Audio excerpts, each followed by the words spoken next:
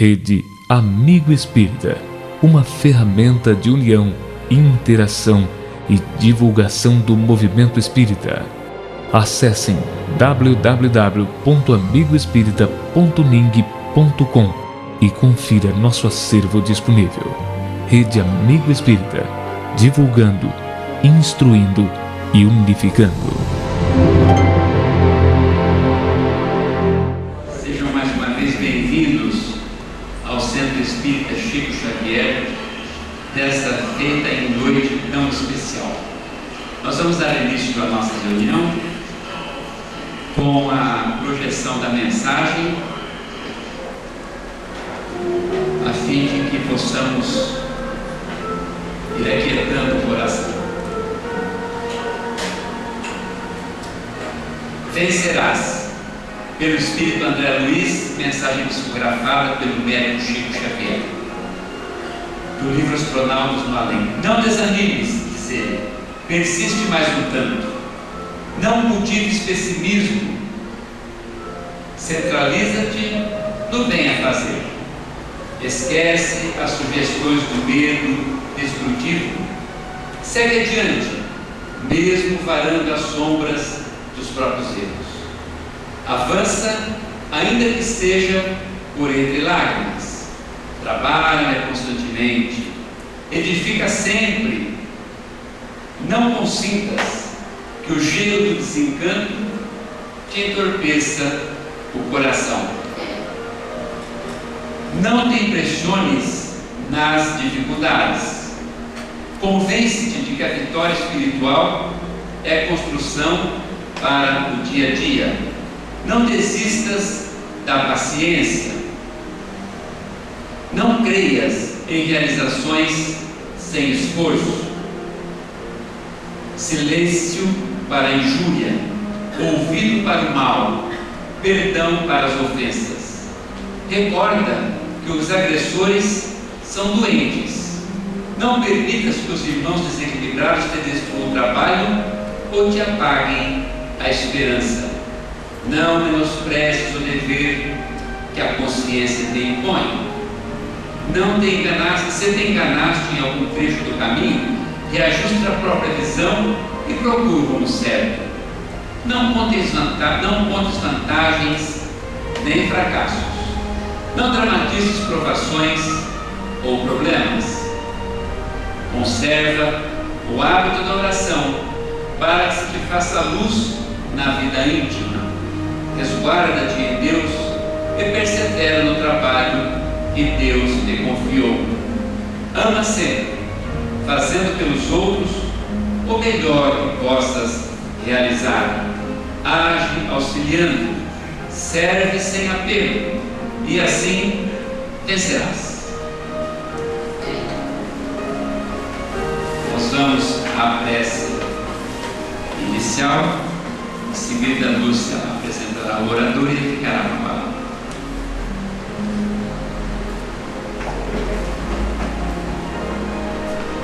Senhor Jesus, querido amigo, querido benfeitor de nossas almas, quanta alegria, Senhor Jesus, por mais uma noite, aqui estarmos reunidos em Teu nome, neste clima de paz, neste clima de harmonia e de fraternidade. Rogamos aos Espíritos amigos para que se façam presentes em Teu nome, nos amparando, nos proporcionando um clima de harmonia.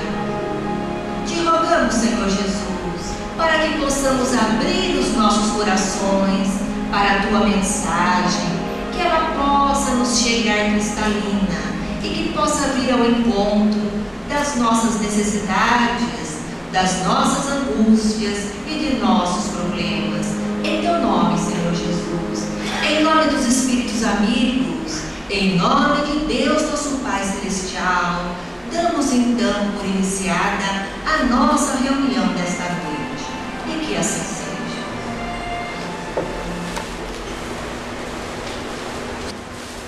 É com muito prazer que estamos recebendo pela primeira vez em nossa casa Roosevelt Thiago, nosso amigo, atuante da doutrina espírita. Roosevelt está se fazendo acompanhar nesta noite por Jô, sua esposa. E Rose, meu Tiago, é muito atuante na doutrina espírita. Há 24 anos ele faz palestras. Ele é natural da cidade de Jaú, interior do nosso estado de São Paulo, mas sempre viveu na cidade de Barra Bonita, aqui do interior do nosso estado também. Ele é autor de vários livros e seus livros têm como características sempre voltados à análise do comportamento humano. Hoje, o nosso amigo está lançando, conforme nós anunciamos a todos, esse livro, Se Não Houver Vento, Reme. Ele faz palestras por todo o país, profere cursos, como também treinamentos. O nosso amigo palestrante é também presidente da Associação de Divulgadores do Espiritismo e presidente também da Associação Cultural Espírita Allan Kardec. Então vamos envolvê-lo num clima de fraternidade, de harmonia, e que ele possa então passar para todos nós a mensagem desta noite. Seja bem-vindo e com a palavra então, Rose do Tiago.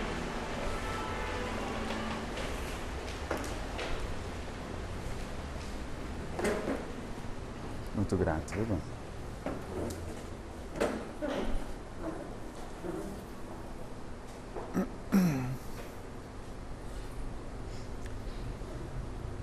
Boa noite aos amigos,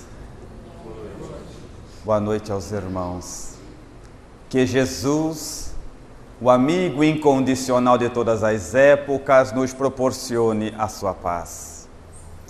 Para nós, também é de uma satisfação em comum ter a oportunidade de falar aos amigos desta casa, aonde eu agradeço desde já. Agradeço aos companheiros pela confiança, pela gentileza do convite e da recepção. Agradecemos porque todas as vezes que as pessoas se juntam para falar de Jesus ou das coisas atinentes à pátria maior, à vida espiritual, é sempre uma boa noite. Agradeço a presença da minha companheira, que faz as viagens serem mais curtas, e aos companheiros que se dedicaram a ouvir a mensagem de hoje. Paz a todos. Trabalhemos. Como anunciado, hoje eu vou falar acerca do meu quinto livro, Se Não Houver Vento, Reme. E é uma obra sob a minha ótica especial. E é dessa história que eu quero contar para vocês. Tudo aconteceu quando eu estava indo há cerca de uns 3 anos a serviços da nossa editora, onde tínhamos que, inevitavelmente, passar pela capital, por São Paulo. Lá estavam as grandes distribuidoras, então nós estávamos tentando trabalhar com as nossas obras lá. E, lamentavelmente, na capital, na cidade grande, não só lá, mas em qualquer cidade grande, não se tem, inevitavelmente, o mesmo calor que se encontra no interior. As pessoas são mais distantes umas das outras, mesmo que estejam juntas. Então eu liguei, quando eu consegui falar com o dono da empresa, da distribuidora, ele não foi, digamos assim, cordial. Ele disse: quer vir, vem, mais 8 horas aqui, se atrasar nem vem, passar das 8 nem adianta, só atende se for 8 horas aqui e pronto, acabou, se quiser vir tem que ser assim. Espírita que sou, e espírita não reclama de nada. Eu falei: tá bom, 8 horas eu vou estar aí. Eu fui para São Paulo, cheguei lá, para não correr o risco de me perder, parei o carro, peguei um táxi. 5 para as 8 estava na porta da empresa do rapaz. 8 horas estava dentro da empresa do rapaz. 8:02 a secretária chegou e disse: o doutor não vai poder te atender hoje. Ele está cheio de compromisso. Eu pensei: minha senhora, eu viajei 400 quilômetros para falar com ele. E ela disse: dá para você voltar amanhã? Falei: como sou espírita. Falei: tudo bem. E saí. 8:02, não tinha o que fazer mais. Estava marcado de voltar só no final do dia. Pensei: o que eu vou fazer? Acostumado a correr todo dia, o dia inteiro. Agora um dia inteiro para não fazer nada. Comecei a andar pela rua, sem ter destino, sem saber o que fazer, como aproveitar aquele dia, num lugar que eu desconhecia. E comecei a caminhar, e aí eu vi, jogado no chão, no asfalto, logo ali, um papel amassado. E não que papel amassado me atraia, mas naquele dia eu estava sem ter o que fazer. Eu cheguei lá perto do papel, olhei em volta, se não tinha ninguém olhando, vão ver eu pegando papel do chão, vão descobrir que sou do interior. Aí eu baixei bem devagarzinho, peguei o papel e desembrulhei. Estava escrito assim: se não houver vento, reme. Eu achei fantástico, dobrei, pus no bolso, se caso alguém fosse pedir, já era meu. Aí eu falei, um dia eu vou escrever sobre isso. 3 anos se passaram e hoje a obra está pronta. É diferente das outras obras que circulam na maioria do movimento espírita. A maioria delas fala acerca daquilo que os espíritos podem nos propor, do que podem fazer por nós, do que os espíritos podem nos tratar, oferecer. Todavia, a ideia era edificar uma obra que fizesse o contrário, que dissesse acerca do que nós podemos fazer para que os espíritos nos ajudem.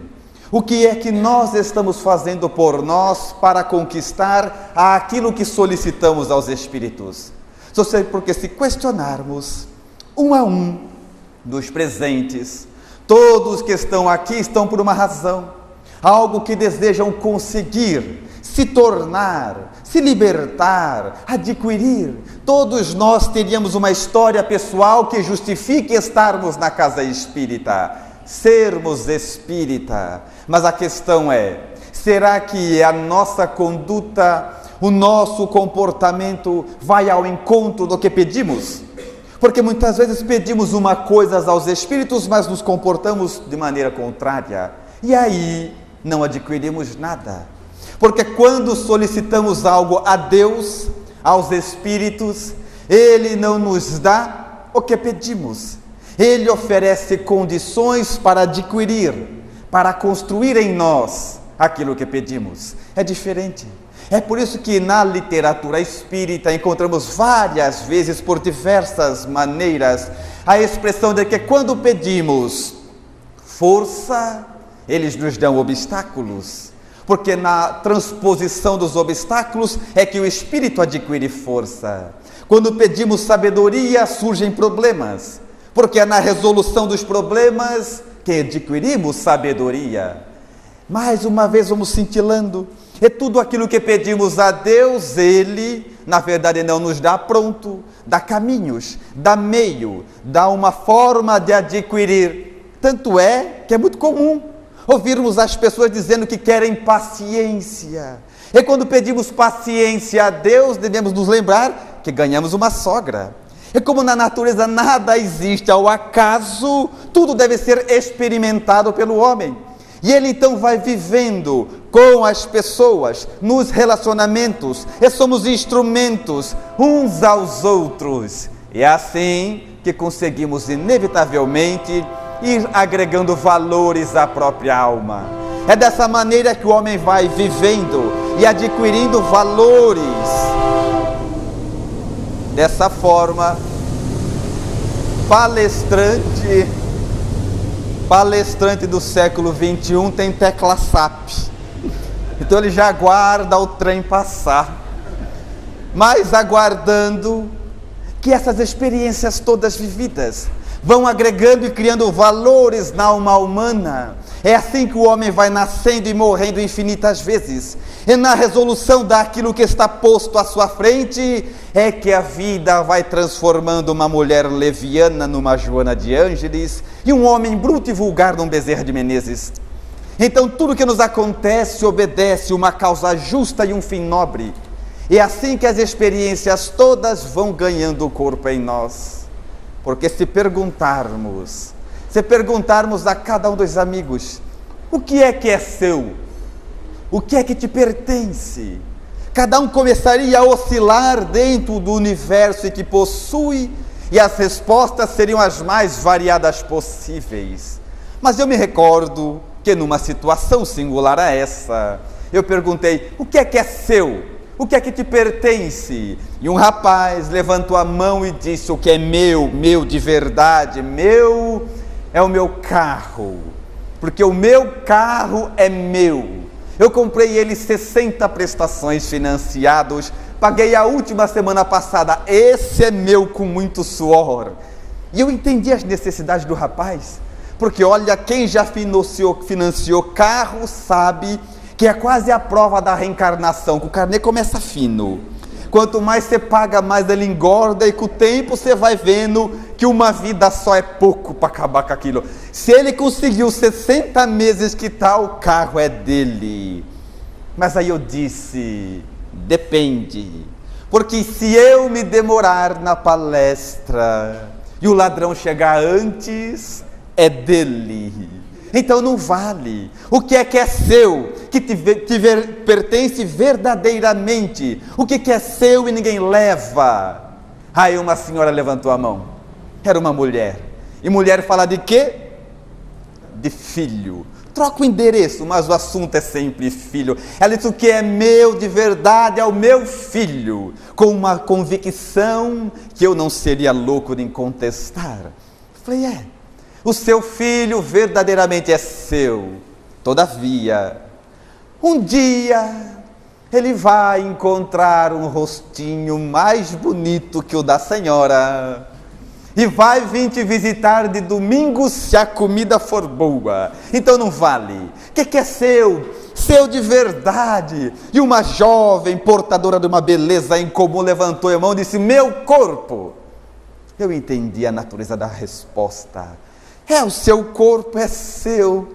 Mas você escova o dente? Falou, claro que eu escovo. Quando você escova o dente, tem espelho? Tem espelho. Então vá reparando algumas marcas que surgem com o tempo, que não lhe eram naturais, mas surgem simplesmente, e você vai perceber que o corpo também vai indo, então não vale. Que é seu? Que ninguém leva, ninguém subtrai, você não perde. Se morrer, leva-se nas cetrais. O que te pertence?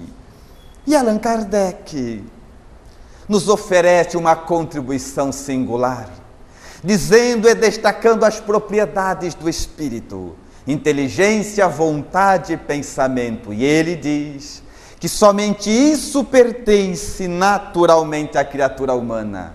Se você tem problemas, se quer mudar a sua vida, que você quer sair da condição em que se encontra para uma outra desejada, você dispõe de 3 ferramentas para modificar a sua realidade: inteligência, vontade e pensamento.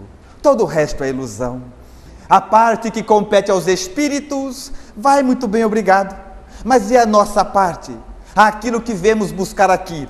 Será que a nossa conduta, o nosso comportamento está de acordo com aquilo que solicitamos? Senão, não vale a pena. É semelhante refletir na memorável passagem onde vão avisar Jesus de que Lázaro havia morrido. Chegaram ao mestre e disseram, Jesus, Lázaro morreu. Jesus refletiu com a sua capacidade dilatada e viu que na verdade não se tratava de uma morte como a entendemos, é de um processo de letargia. E disse, leve-me até ele. E as pessoas ali conduziram então Jesus. E naquela época, as pessoas eram sepultadas em cavernas, em grutas. Os corpos eram depositados ali e rolava-se uma grande pedra que lhe serviria de porta. E ali ficava. Conduziram Jesus até onde estava o corpo de Lázaro. Alguns até questionaram, mas mestre, fazem 3 dias. Mas sem perder o entusiasmo daquilo que sabia. Jesus diz ao homem, rolem a pedra, para que se abra uma fenda que servirá de porta. Vários homens que estavam ali, dão então a fazer força na grande rocha, de maneira a movimentá-la, e abrem um espaço, onde Jesus diz, Lázaro, sai. E dita o evangelho de que Lázaro saiu. Andando com dificuldades, mas vivo. Foi uma festa. As pessoas se abraçavam, sorriam, choravam emocionadas. Seria verdadeiramente um momento memorável para a consecução da boa nova. Estavam felizes, mas uma dúvida pairava nos seus discípulos particulares. Quando o céu desabou e a noite caiu, estavam todos reunidos, apenas eles, com Jesus, e resolveram questioná-lo. Disseram então: mestre, temos uma dúvida. Se o Senhor pode dizer a um homem morto: vive, e ele obedece, ele vive, o Senhor não poderia dizer para a pedra: sai, e a pedra saía? Ao que Jesus responde no doce aramaico: ressuscitar Lázaro vocês ainda não podiam, mas carregar pedra já podiam, então vão. E assim opera-se até hoje. Dentro dessa reflexão, nem Jesus, nem os mártires, nem os líderes, nem os santos, seja que nome queiram dar, nenhum deles fará aquilo que compete ao homem realizar. Jesus não irá questionar aquilo que compete ao discípulo encontrar. Eles não irão fazer aquilo que é para cada um de nós realizarmos. Sendo assim, se não fizermos tudo o que podíamos a nosso benefício, nem eles. Por isso que algumas vezes nós viajamos muito, e casas grandes como essa, e às vezes tem meia dúzia de pessoas, e ocorreu uma situação em comum.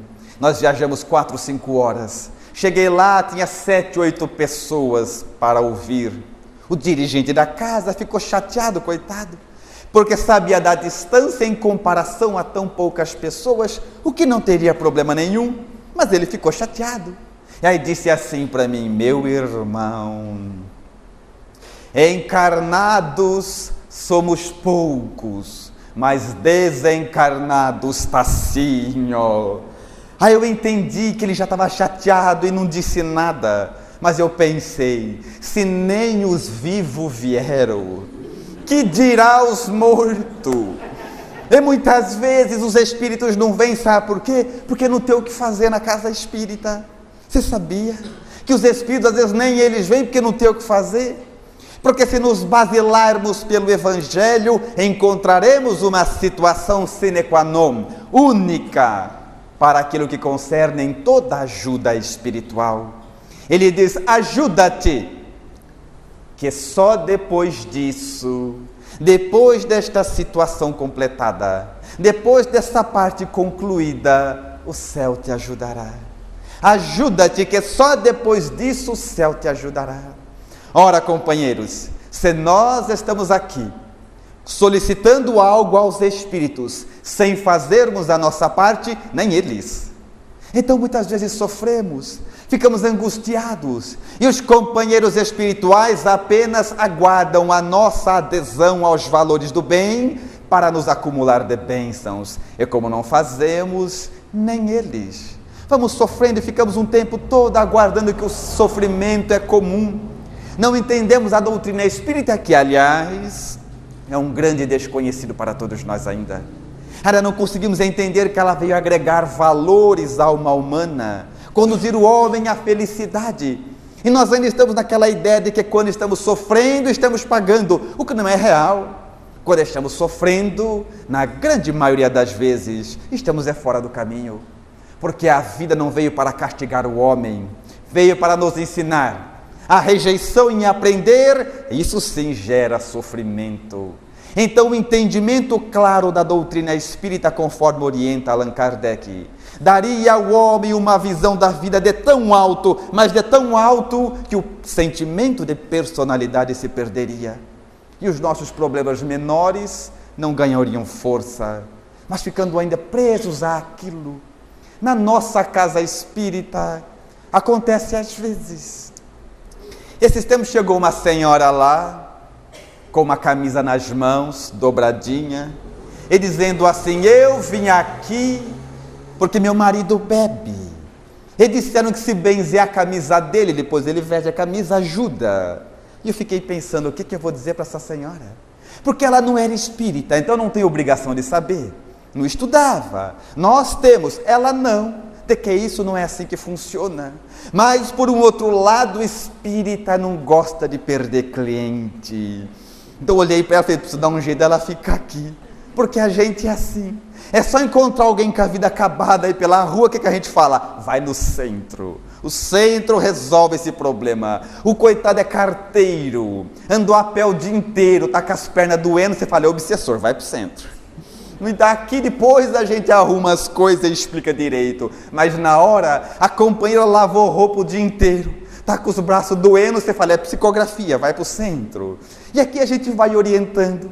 Então ela chegou lá com a camisa dobrada e disse assim, olha, eu vim aqui porque meu marido bebe. Não dá para benzer a camisa, depois ele vai vestir. Eu pensei e disse, não posso enganá-la, mas não quero dispensá-la. Às vezes a esperança é só o que a pessoa tem. Aí eu tive uma ideia, eu falei, minha senhora, a senhora vá lá, ouça a palestra, vá na Câmara de Passes depois, pegue a camisa, põe no colo e a gente faz um pacote, dá um passe no pacote, assim eu não engano ela e ela sai feliz. A gente faz um pacote e a senhora vai para casa e seja feliz. Aí ela foi, ouviu a palestra, tomou o passe. Na saída eu estava lá para ver se a minha técnica tinha dado certo. Disse, aí como é que foi? Ai, adorei. A senhora gostou? Ai, que palestra linda. E o passe? Ai, senti um calor de cima para baixo, um calor de baixo para cima, aquela coisa toda. Tá feliz? Tô. Aí ela pegou a camisa. Agora essa camisa, sou desgraçado do meu marido não pôr, eu mato ele. Eu falei, pronto, o passe já foi embora, precisa de outro já. Mas é aquela ideia ainda igrejeira, de querer que os espíritos, que os anjos, que os santos resolvam os nossos problemas, e assim não funciona, porque a camisa ia ficar boa e o marido bêbado, não ia adiantar. Então nós temos que começar a ver a doutrina espírita, não como algo que veio resolver os problemas do homem, porque centro espírita não tem a finalidade de resolver o problema de ninguém. A doutrina espírita veio para capacitar o homem, agregar valores à sua alma, veio para orientar o homem qual é a maneira melhor de viver, para que cada um resolva os seus problemas. Observando Jesus, ele foi muito claro, eu sou o caminho, a verdade e a vida, quer chegar onde eu cheguei, olha e faz igual. Ele sempre deixou para que cada um de nós construísse a própria realidade. Na questão de número 920 do Livro dos Espíritos, Allan Kardec questiona os imortais. O homem pode, na terra, ser totalmente feliz? Eis que eles redarguem ao codificador, não. Entretanto, cabe a cada um ser o mais feliz que possa. Como a nos dizer, é problema seu a sua felicidade, é problema meu construir a minha felicidade. Não podemos ficar pedindo aos espíritos algo que não pode ser dado, tem que ser construído na alma humana. Só você pode construir uma realidade feliz, só eu em mim, e assim sucessivamente. Portanto, a doutrina espírita veio para dar independência ao homem, capacitá-lo para viver, e não nos tornar eternos pedintes da providência divina. Então a obra, se não houver vento, reme, assenta-se dentro dessa diretriz, na parte que nos compete, no que nós podemos fazer mediante aquilo que solicitamos aos espíritos, o que compete a cada um realizar mediante aquilo que desejamos ser. Mas aí, se não houver vento, reme, eu teria que destacar quais seriam os remos. Aí novamente me apoio em Kardec. E os remos seriam as propriedades ou as ferramentas que o Espírito dispõe para modificar a própria realidade. Inteligência, vontade e pensamento. O primeiro remo, a inteligência. A inteligência que é natural no Espírito. Todos nós possuímos inteligência. Mesmo se eu perguntar aos amigos, quem é inteligente, levante a mão. Provavelmente ninguém levante. Com receio de uma pergunta difícil, cuja resposta não saibamos. Mas o maior parâmetro da inteligência não é a capacidade de responder perguntas. O maior barômetro da inteligência é tornar a própria vida produtiva. Às vezes pessoas simples conseguem agregar valores na própria vida, libertar-se de viciações, adquirir virtudes, e isso é sinal de inteligência, porque ela está em nós. A boa notícia é de que a mesma inteligência que está nos homens cultos. Pensa alguém inteligente, que você acha inteligente, visualize alguém daqui, alguém de fora, ou os grandes mestres, Einstein, Freud, Jung, a mesma inteligência deles está nos medíocres, porque Deus não dá prêmios nem castigos. Então, se terminada a palestra os amigos forem à rua e encontrarem um homem embriagado, jogado na sarjeta, sujo, observem bem e lembrem que a inteligência que habita naquele homem simples é a mesma inteligência dos homens cultos. Em níveis de desenvolvimento diferentes, é verdade. Mas a inteligência daqueles que admiramos também encontra-se em nós, aguardando que a desenvolvamos com o nosso empenho, com o nosso esforço. Por isso que na doutrina espírita, que é portadora da literatura mais bela do planeta, nós orientamos as pessoas que leiam muito, mas os espíritas não têm esse hábito ainda. Mesmo lendo, ainda não é o suficiente, pelo menos não a maioria. A gente vai escolher um livro, você já pega o livro daquela passada de folha. Se tiver bastante figura, é um forte candidato a ser lido. Mas se só tiver palavra, a gente acha melhor escolher outro que não gostamos do tema. Então a gente vai pegando assim. Quando não começa a ler, e depois o indivíduo vem e fala assim, eu comecei a ler, mas não deu certo. Sai água do meu olho, me dá um sono, deve ser os obsessores. Ora, companheiros, obsessor não é aquilo que nos faz ler.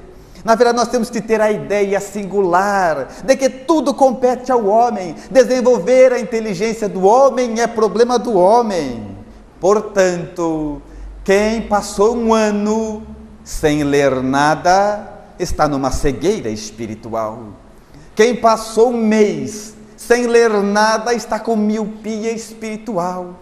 Agora, quem já faz vários anos que não lê, é preguiça mesmo. Então não adianta querer relacionar aos espíritos, direcionar a eles, porque o esforço é nosso. Porque quando o indivíduo vai começar a fumar, ele fuma a primeira vez, afoga, tosse, o corpo se rebela, mas ele quer fumar, que ele escutava desde pequeno que aquilo era coisa de gente grande, ele quer mostrar que é gente grande. Aí ele se esforça, contamina-se e um dia é um fumante. Para beber a mesma coisa, ele bebe a primeira vez, o fígado dói, se for espírita até passa e toma, bebe no dia seguinte, o corpo se rebela, mas ele insiste um dia, feliz, é um alcoólatra. Agora para ler, dá um sono.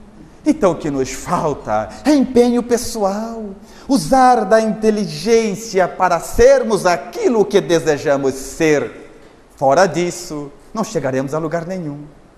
Alguém poderia ainda contestar dizendo, mas Roosevelt, e quem não quer desenvolver a inteligência, como é que faz? Fique tranquilo porque Deus não é tolo.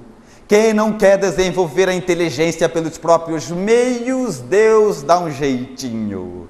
Observe que na sua vida surge um problema atrás do outro. Você resolve um, parece outro. Você resolve o outro, parece outro. E quanto mais nós resolvemos, mais aparecem. Tem hora que ele fica pensando até assim, nossa, agora que estava ficando bom, acontece isso. Pois é porque a finalidade da vida é desafiar o homem. A finalidade da vida é desafiar o homem, porque desafiado, ele vai desenvolvendo a própria inteligência, a própria potencialidade. Então, quem está aguardando, esperando acabar os problemas para ser feliz, é bom procurar um psicólogo, porque vai precisar. Porque não é uma visão pessimista, mas é a vida que não desiste de nos edificar. Então resolvemos um problema e vão automaticamente surgindo outros. O que não quer dizer que tenhamos uma vida triste, porque não tem nada a ver uma coisa com a outra. Ter problemas e ser feliz. Chegaremos num nível de entendimento pela compreensão da doutrina espírita que diremos, hoje eu estou feliz e cheio de problemas. E quando não pudermos mais carregar nos ombros, aprenderemos a carregar no coração. Mas a inteligência é a primeira propriedade do espírito. Ela é natural, está em você. Pense na sua vida, pense nos seus problemas. A solução para os seus problemas encontra-se em você. É semelhante a visualizarmos uma criança de 3 meses. Já viram criança de 3 meses? Ela anda? Pois é. Mas a propriedade de andar já está nela. apenas aguardando o desenvolvimento da capacidade motora de alguns órgãos. Então você é inteligente, este é o primeiro remo, a primeira propriedade do espírito. A segunda, a vontade. A vontade é um elemento também natural à alma humana. Tanto é que vulgarmente, no dia a dia, já ouviram dizer, fulano de tal tem força de vontade? Já ouviu? Pois é. É porque reconhecemos que a vontade é uma força, só que muitas vezes sem utilidade para nós. Na obra intitulada Os Problemas do Ser, do Destino e da Dor, o memorável Leon Denis, com sua propriedade de mestre, no capítulo Potencialidades da Alma, dita acerca da vontade. A vontade, o uso persistente desta faculdade, permitir-nos-á modificar toda a nossa natureza, vencer a matéria, a doença e a morte. O uso da vontade. Os Espíritos dizem então que a sua vida, a minha vida, a nossa vida, está onde está, porque nos falta vontade de modificá-la, de transformá-la, de abandonarmos os nossos vícios, de adquirirmos mais virtudes. A sua vida, a nossa vida está onde está, porque até onde foi a nossa vontade. Eu li isso, estudei isso, mas não concordava muito com isso, porque eu tinha vontade de tanta coisa que não tinha, mas vendo os Espíritos, então a gente pelo menos acata, mesmo quando não entende. Mas aí houve uma situação em comum. Passou na Rede Globo de televisão um programa, algum tempo atrás, chamado No Limite. Vocês assistiram? Viram ou não? Muito bem. E lá vocês viram que eles comiam para ganhar R$1 milhão. Olho de cabra, tripa de bode. Estão lembrados ou não? Pois é. Esses dias agora concluiu-se um outro programa. Hipertensão. Assistiram ou não? Pode falar. Eu sou médium, eu sei que vocês assistiram. Porque espírita gosta de falar que só assiste coisa nobre, mas aqui só estamos nós.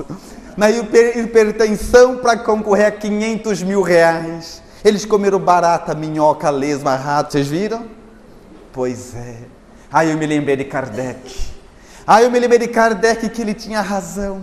E quando eu estava vindo para Jales, os espíritos me chamaram a atenção. E num transe mediúnico me disseram, Rússio, antes de ir para Jales, junte todas as baratas que achar na sua casa para levar. Pegue um pouco de tripa de bode, de olho de cabra. Leve tudo para o centro, que nós vamos fazer um trabalho desse material. Eu levei as baratas, fiquem tranquilos. Eles aplicaram um passe naquele material todo. Eles disseram, agora leve para Jales. Para os nossos irmãos. Porque lá, mas fiquem tranquilos, sem tumulto. Eu não sei se dá para todo mundo. Pega para mim lá. Eu não sei se vai dar para... Quem não ficar com a barata, fica com a tripa. Fique tranquilo. E eles disseram que hoje, quem comer olho de cabra vai se tornar uma pessoa melhor. Quem quer? Mas para R$1 milhão nós comemos. A cabra que não corra, a gente come ela inteira. Por R$1 milhão? Pois é. Aí eles disseram, Ruso, leva a barata para Jales, para os nossos irmãos. E digam a eles que quem comer barata hoje vai se tornar uma pessoa mais fraterna. Quem quer? E a gente morre ruim. Mas para 500 mil, comemos. Kardec tem razão. O que nos falta é vontade. O que nos falta é a determinação de olhar para nós próprios e dizer, chega! Cansei de ser esse pequeno vazio substantivo. Cansei de ficar reclamando da vida o tempo todo. Cansei de ser mais um espírita que se comporta igual àqueles que não conhecem Jesus. Porque se sairmos agora e pararmos numa fila qualquer, de quitanda, de açougue, de qualquer fila, o que está na sua frente vai falar assim, coisa tá feia. Xiii.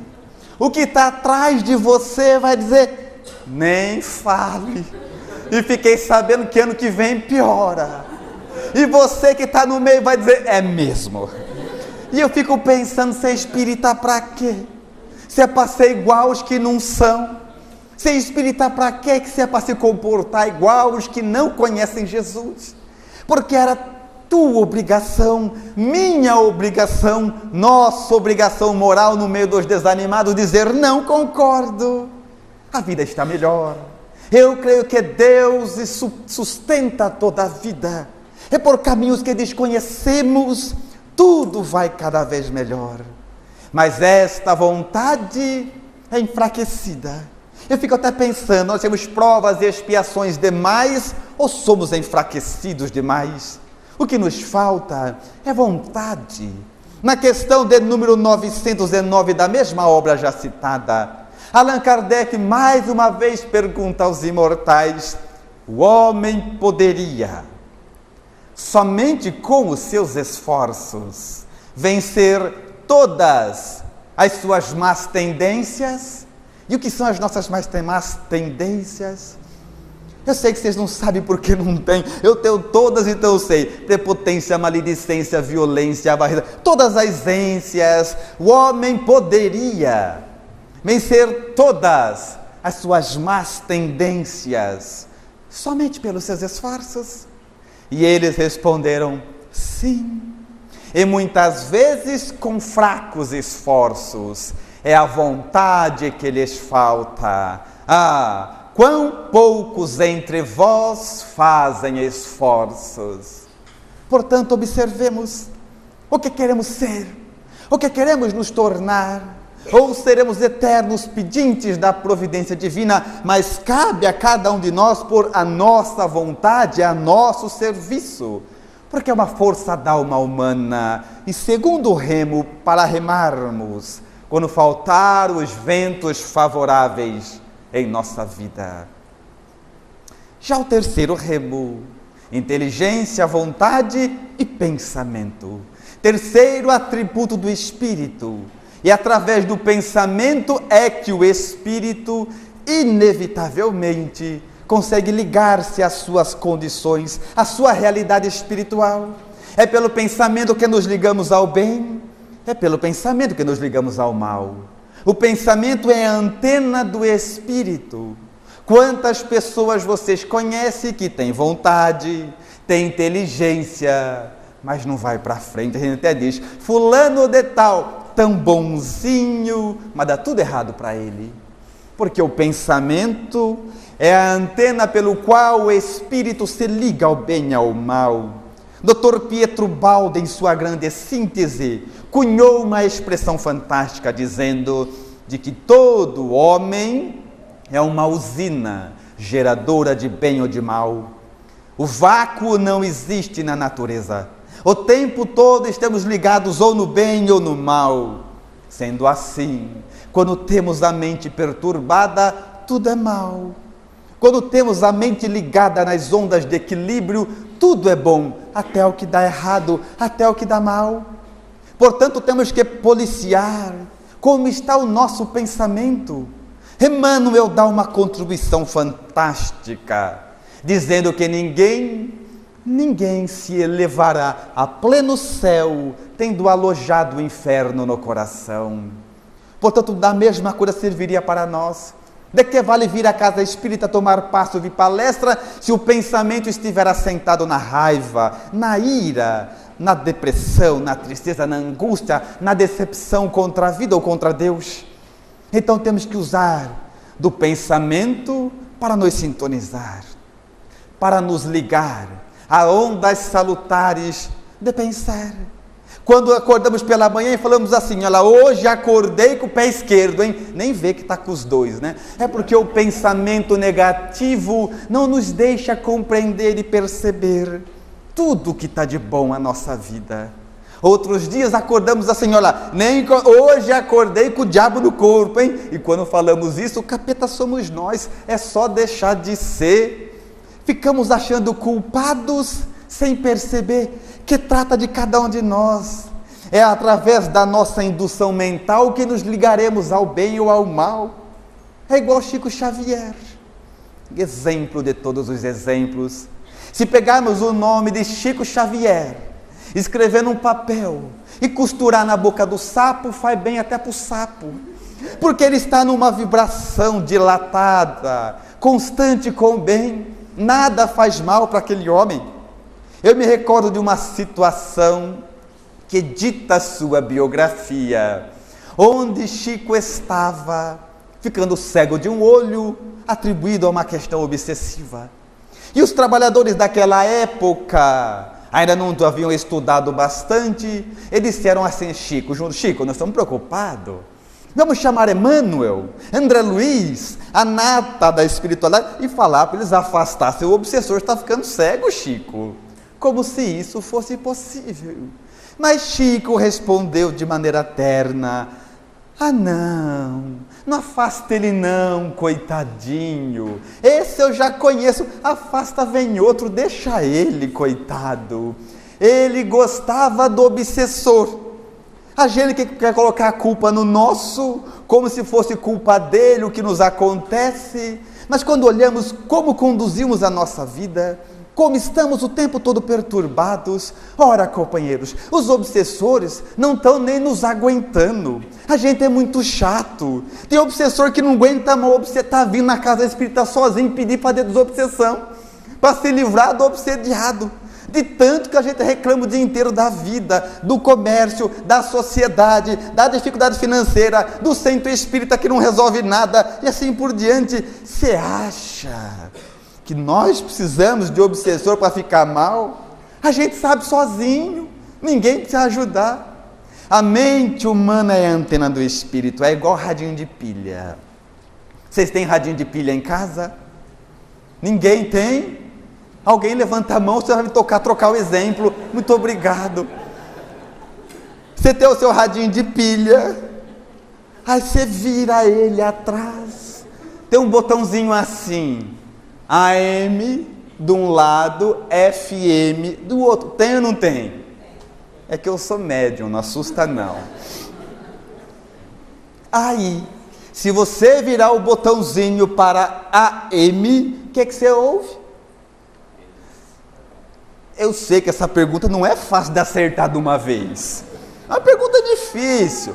Eu vou dar a dica. Quando eu perguntar para vocês, quando tiver em AM, o que ouve, vocês respondem: ouve AM. Combinado?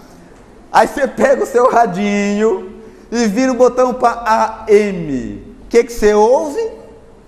AM. Começaram a desenvolver inteligência.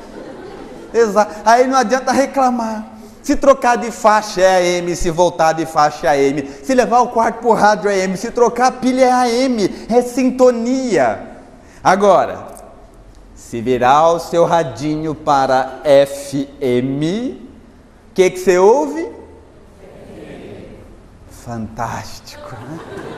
Exatamente. E não adianta reclamar. Aí se trocar é FM, se mudar de faixa é outra FM, se mudar é outra FM, se levar o rádio para casa do vizinho é FM.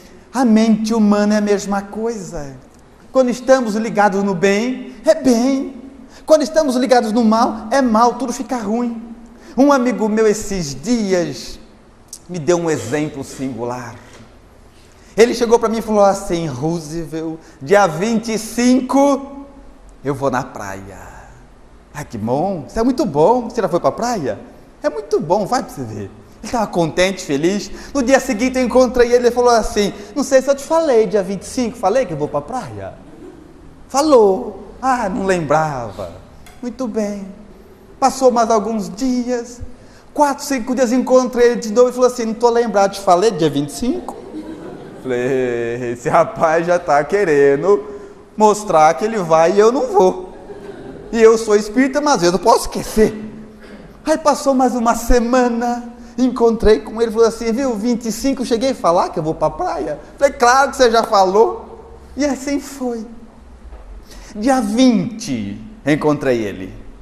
Dia 20 eu encontrei ele, bermuda, aquela camisa cheia de flor, igual aquela que você vai no baile do Havaí, baldinho de areia, todo arrumadinho, óculos escuros. Onde você vai? Vou na praia. Mas você não falou que era dia 25? Não, eu vou te explicar. Eu ia dia 20, mas eu falei 25, porque se eu falo o dia certo, chove. E eu vi que aí o caso era grave, por duas situações. Primeiro, É a visão que nós temos de Deus, né? Que Deus está nas alturas, sem ter nada para fazer, e fica esperando você ir para a praia, só para chover. E não era o pior. O pior é ele achar que com a estratégia dele ele enganar Deus, que é muito pior. Então, espíritas, o que nós temos que fazer é sintonizar a nossa mente no bem. O que nós temos que fazer é começar a olhar para o mundo à nossa volta e ver valores que hoje estão eclipsados em nós. Falemos do bem para organizar a nossa sintonia mental. Comecemos organizando a verbal. Começamos a falar de coisas boas que sempre existem. Começamos a falar da nobreza da vida, de que vale ficarmos na casa espírita tanto tempo e nos comportarmos igual como que alguém que não conhecesse nada da vida. Quando não, a gente vai fazer palestras por aí, e no final da palestra os irmãos vêm nos cumprimentar. Aí eles diziam assim: olha, Rusa, que palestra boa a sua, gostei, parabéns. Ah, você gostou? Adorei, parabéns. Pena que o meu cunhado não veio, era para ele. Aí sai, vem outro. Roosevelt, que palestra linda. Ah, você gostou? Ah, achei linda. Pena que a minha sogra não veio, era para ela. E veio um atrás do outro. No final eu fico até pensando, nem sei porque que eu vim. Porque todo mundo que era para escutar não veio. Da outra vez nem vou. Então não conseguimos aproveitar do que a doutrina espírita veio nos trazer. O ideal, para não brincarmos de ser espírita e aproveitarmos deste manancial fantástico, é imaginar que na casa espírita sempre tem uma cadeira, a sua. Porque quando eu falo, eu sempre imagino que estou falando só para mim. Ou não valeria a pena? A gente começa sempre a imaginar quem cabe em qual exemplo e não sobra nada para a gente. Então, espírita, a literatura espírita, a mensagem espírita, ela é fantástica e dona de uma grandeza incomum. Observemos, vamos introduzir no nosso patrimônio de valores morais, vamos nos comportar como os espíritas devem se comportar. Já imaginou um dia, você está andando por aí, na quitanda, na feira, no meio da rua, e alguém diz assim: você é espírita, não é? Você diz: sou. Como é que você sabia? Ah, pela conduta. Isso para nós seria o ápice. Quando conseguirmos ser reconhecidos como espírita pela conduta. Nós queremos um mundo de paz, mas não ficamos em paz com a meia dúzia de dentro de casa. Ah, mas lá tem muito problema. E na humanidade você acha que tem menos? Nós queremos um mundo mais tranquilo, mais fraterno. E não conseguimos entender os trabalhadores da própria casa espírita, os frequentadores. Acha que para construir um mundo de paz exigiríamos menos trabalho? Espíritas, os nossos grupos isolados são testes, são laboratórios, para um dia, edificados estes, construamos um mundo verdadeiramente de paz para todos. Mas é fundamental que conquistemos essa conduta espírita. E não é difícil. Não é difícil. Não é difícil porque devo dizer aos amigos com muita tranquilidade que vivemos hoje o momento mais tranquilo para se viver. O mundo nunca foi tão tranquilo para se viver. Nunca foi tão fácil viver, vocês sabiam? Eu sei que nesse momento vocês estão pensando cada um nos seus problemas e eu dos meus. Eu sei. É que a vida sempre vai desafiar o homem, e quanto mais a gente cresce, o problema também é maior, para que o adiantamento seja incessante. Mas não podemos esquecer de que viver nunca foi tão fácil. Olha para trás, 100, 200 anos, nós tínhamos nazismo, escravidão no Brasil, nós tivemos Santa Inquisição, nós tivemos as guerras mundiais. Olha hoje, mudou-se muito. Alguns dos amigos vão dizer: mas Roosevelt, você está enganado, que lá em São Paulo uma mãe e um pai jogou a criança pela janela. Eu sei, mas tem vocês procurando Jesus, não conta? Só conta os maus, os equivocados. Alguém diria: mas Roosevelt, lá no Rio de Janeiro, tacaram fogo num ônibus cheio de gente dentro. Eu sei, meus irmãos, mas nunca tivemos tanto centro espírita, igreja católica, igreja evangélica, ONGs, tanta gente procurando Jesus, edificando obras que nem são delas, são ao bem da humanidade. Ora, a vida nunca dará trégua ao espírito do homem, para que o adiantamento seja incessante. Todavia, a vida apenas espera que abracemos a proposta do bem, verdadeiramente, e só podemos fazer isso se for algo criado em nós. Por isso, os Espíritos advertem: inteligência, vontade e pensamento são os remos para remar, quando não houver os ventos favoráveis em nossa vida, porque a parte que compete aos Espíritos, eles sempre fazem. Temos que pensar na nossa, refletir na parte que nos cabe, a cada um de nós. Será que estamos nos conduzindo e nos comportando como filhos de Deus? Porque se nos chamamos filhos de Deus, temos que trazer na nossa conduta traços de caráter que ateste essa paternidade.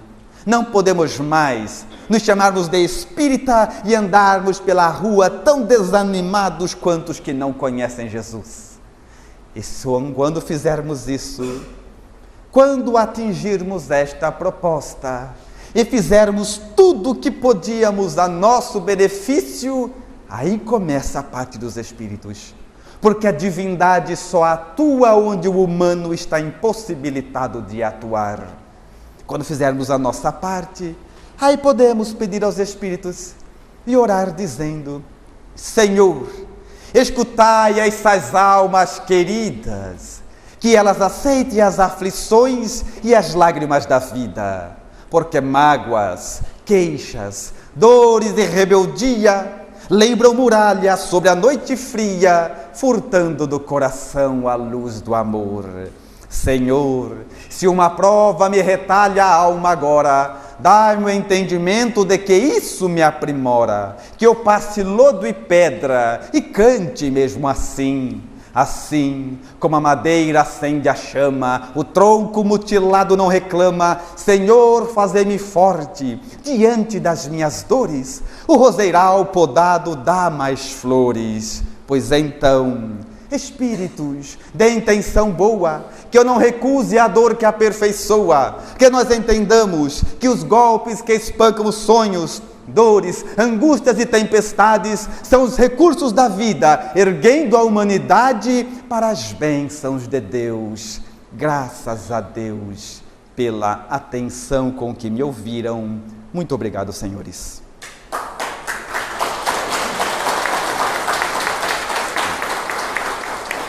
Rede Amigo Espírita, divulgando, instruindo e unificando.